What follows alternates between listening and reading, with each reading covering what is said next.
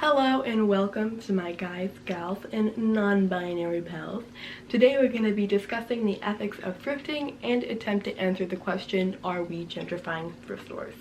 I've been seeing lots of people talk about this on TikTok within the past week or so, and people have been discussing thrift store gentrification on YouTube for the past couple years, and on TikTok especially, I've been seeing lots of people just put out very misleading and false information, and I just wanted to come on my YouTube channel with 12 subscribers and give my own 2 cents, even if the only people that watch this video are my friends.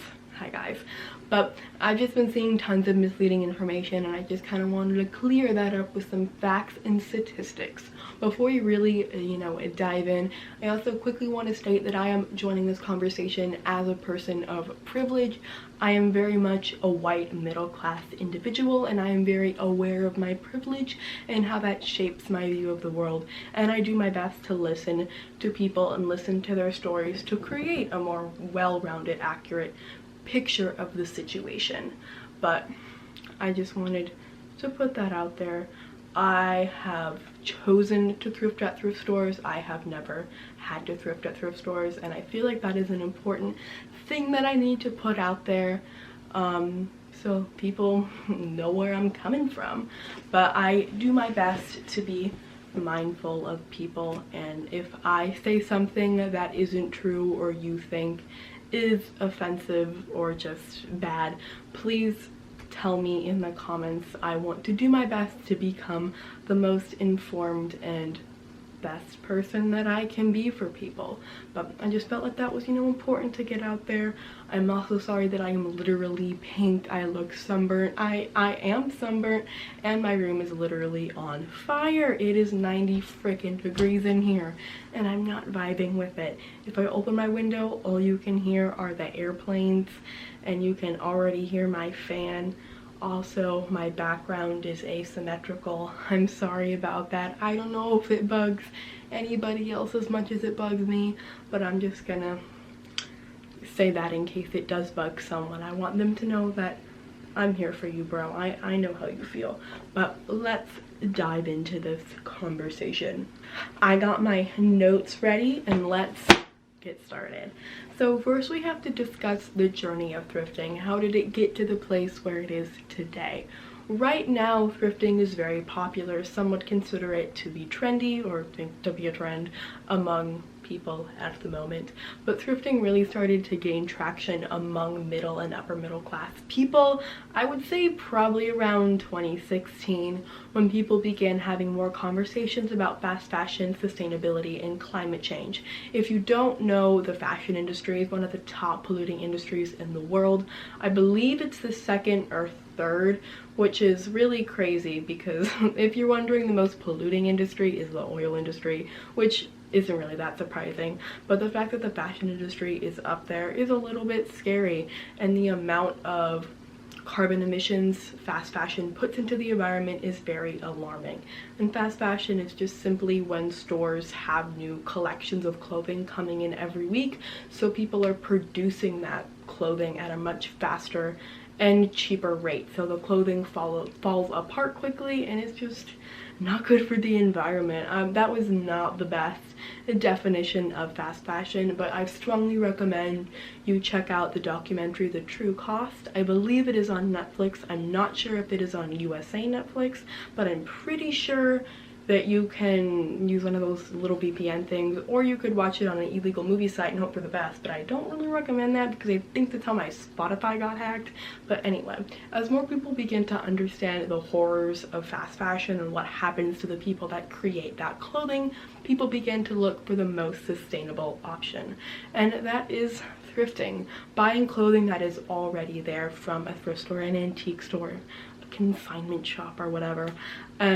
You're not contributing to putting any more clothing in the world. You're just, taking what's there.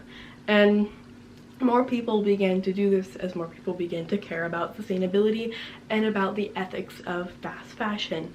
Now, you can buy ethical first-hand clothing, but it will usually be like $100 frickin' for a plain white cotton t-shirt. Now, that is an ethical t-shirt, but nobody really has $100 to drop on a t-shirt unless they're a YouTuber who happens to also be immune to COVID-19. Crazy! But no one really has that kind of money. So the next best thing is to shop secondhand, and more people began doing that. And especially more middle or upper middle class people began doing that.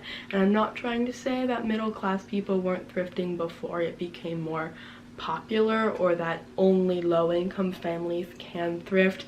That is not the message I'm trying to send. I'm simply saying that thrifting became more popular among middle-class people as more people began to have conversations about sustainability. As more people just began thrifting in general, it began to spread. And you had people like Emma Chamberlain and Best Dressed become very popular on YouTube and promote thrifting just because they liked thrifting and because it was a cool way to find vintage garments. And this is when things got interesting. As more people began to take interest in vintage clothing, and style in general just became more vintage oriented, I would say everyone was really obsessed with like 90s and 80s stuff back in 2018 or so, and that was kind of a thing that got people into thrifting. Right now everyone's really into the whole Y2K thing. But as vintage clothing became more popular and having vintage pieces became more popular, reselling became more popular, and apps like Depop and Poshmark really began to, you know, gain some traction. Now, people have always been reselling vintage clothing, and this is one of the things that really grinds my gears, especially with people on TikTok talking about this. Reselling isn't a new phenomenon. It's been happening for a very long time. People have always been reselling vintage clothing. It's just now it's easier, and it's easier for people to buy things that are being resold. I also want to state that reselling is not as harmful as certain people make it out to be. In some ways it can be very harmful, especially when people are selling things for like $50 when they're literally worth 10. But for the most part, reselling brings vintage clothing and thrifting to a wider audience. But somebody in small town America isn't gonna open their thrift store and be like, oh my god, look at this vintage Victoria's Secret slip in these Levi's 501s from 1983. They're gonna open their thrift store and be like, this is a sweatshirt with a pumpkin on it, you know? So the people who resell, for the most part, are bringing thrifted clothing to a wider audience, and a lot of people make money from reselling, and they're not pricing the items up as much as certain Depop resellers are. I also feel like on Depop especially, I could make a whole flippin' video about Depop resellers. Does anybody want that? Tell me if you want that. Certain communities of Depop are like significantly crazier than another. So I feel like the alternative community on Depop is much more low-key than the Y2K community on Depop, because things are crazy, and I don't know. For the most part, reselling on Depop is not as harmful as people make it out to be, but it can be harmful in certain instances, and for the most part, reselling brings clothing to a wider audience. So now that people are reselling on Depop, that again just shows thrifted clothing to another audience, and more people are aware of thrifting, and not because they care about sustainability, just because they're following the trends. And this brings more people who would have not originally gone into a thrift store. It pushes them to, you know, go inside the thrift store and to go thrifting. So now you have tons of people shopping at thrift stores. You might be like, oh dang, you know, this was great, you had all these people not supporting fast fashion, shopping sustainably, buying cool vintage clothing. What's wrong? Buckle your seatbelt, bro. You're in for a wild one. So with more people thrifting, prices at thrift stores begin to go up, and that prices out low-income individuals from buying clothing at thrift stores because they just simply can't afford to buy the clothing there. The clothing is just as or more expensive than buying clothes new, and that causes problems, and that is where people begin to talk about, are we gentrifying thrift stores? I quickly want to talk about the definition of gentrification because I feel like some people don't really understand what the term means. So on my handy dandy notes, I got it written down. So gentrification, the process of changing the characteristics of a neighborhood through the influx of new, more affluent residents. So you can kind of apply this term to thrifting. It's most typically used to talk about neighborhoods and whatnot. When you think of gentrification, personally, I think of San Francisco because that's where I used to live, and how you had these people who had been living in these communities for decades and whatnot, since the 60s, 70s, and were growing old in those communities.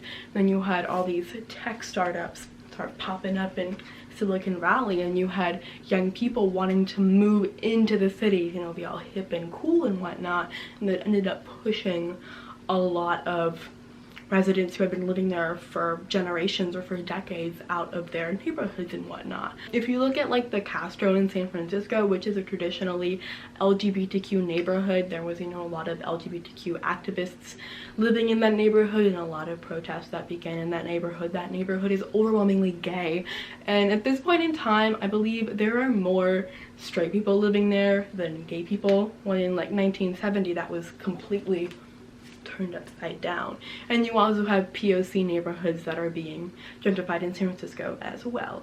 But I just found that statistic about the Castro to be very eye-opening to how far gentrification had really gone in San Francisco.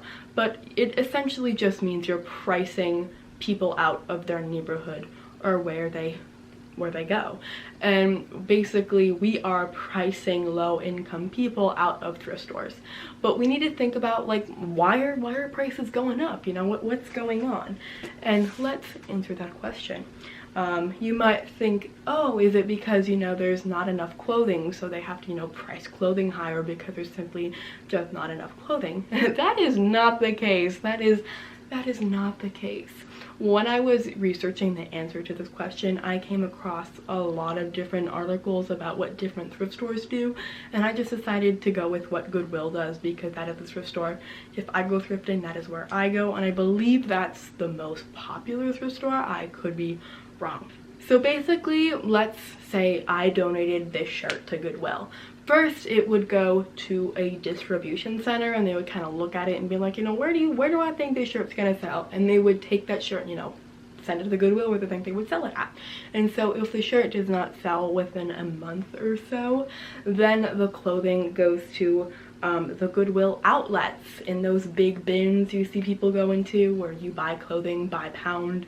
There's also like 99-cent Goodwill stores from what I've gathered. I've never seen one of those. I've only ever heard of the outlet ones, but maybe, or they do exist. I know they exist, but I've just never been to one. So they go there as well. And then if they're not sold at the outlets, then they go to auctions where like clothing is auctioned off to people. I'm not 100% sure how those work. I couldn't really find tons of information on it. And then if they're not sold then they get cut into rags or made into soft fiber to fill the insides of furniture, or they get shipped overseas to salvage places. I watched a really interesting video about what happens to clothing when it gets shipped overseas. I'll try to link it in the description below, but it just kind of talks about what happens to the clothing and whatnot. So a large amount of Goodwill clothing is recycled or salvaged and turned into the insides of furniture or rags and whatnot, but about 5% of all the donations donated to Goodwill end up in landfills, and that adds up to 12 million tons of textile waste, which is still a lot. And these are just the statistics for Goodwill, and this does kind of show how there is there is a lot of clothing. And also in that 12 million, that does kind of account for clothing that is damaged, moldy, wet, disgusting, but there is still clothing that is, you know, salvageable and whatnot in that 12 million. But this kind of shows that there is tons of clothing cycling in and out of Goodwills, at least. And I know just from surface research that it's kind of the same vibes for other thrift stores. They get tons of clothing donated and pushed in and out of their, you know, distribution cycles and into the thrift stores and whatnot.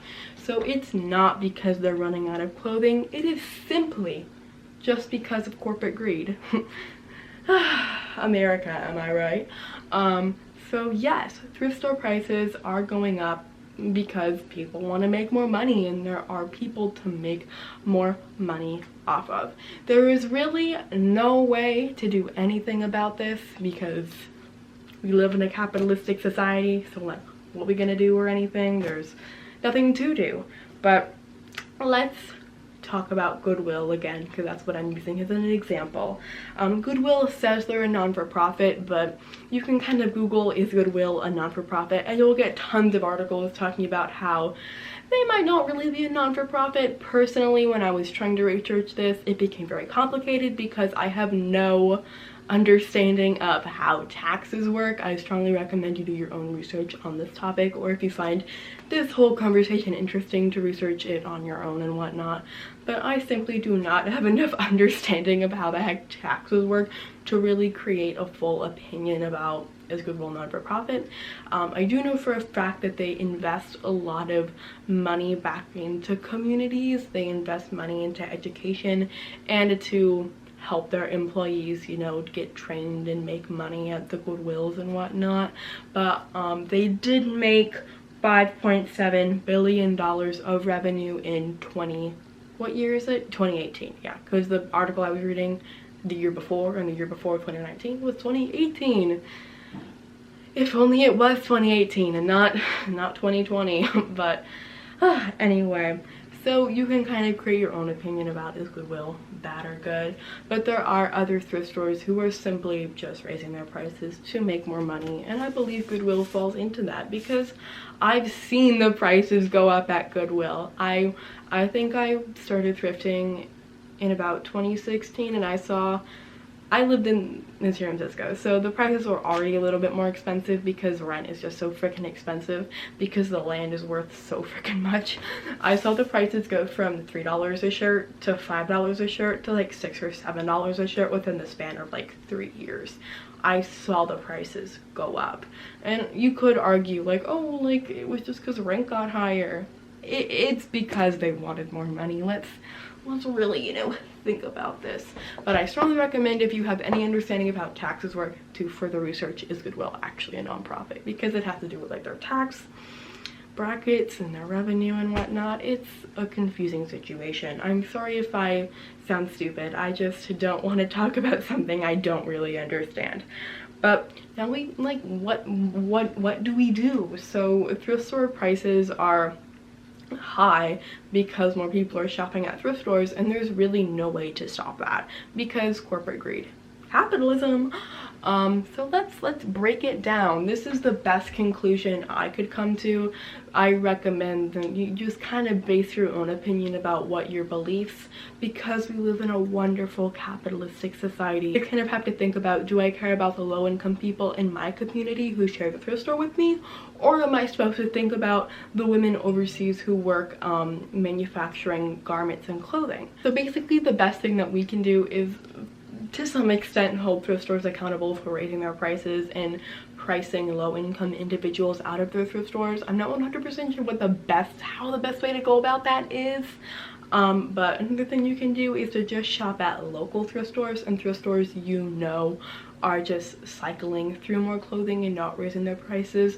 I know where I used to live, there was a thrift store that was part of the Humane Society, and people could donate their clothing there and it would be sold there, and then they would take that money and put it towards the Humane Society. I know there are lots of thrift stores that operate like that. There are thrift stores that are connected to churches and whatnot if you're a religious individual and want to support those causes.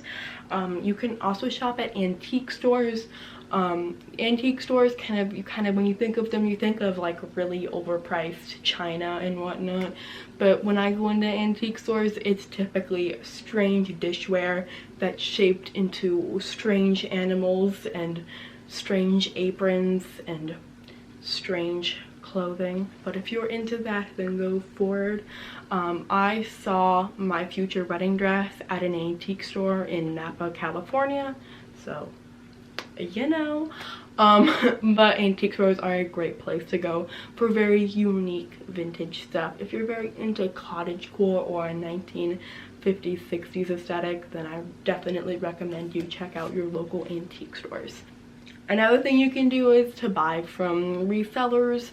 That's kind of a difficult thing to talk about. Again, I could make a whole nother video about the trials and tribulations of Depop, but you can shop on there, and you're technically still supporting thrift stores, upping their prices and whatnot, but it's complicated, especially if you don't want to support fast fashion. I quickly also wanted to talk about what you should do when you want to donate your clothing or get rid of your clothing. I personally kind of donate some of my clothing and resell some of my clothing.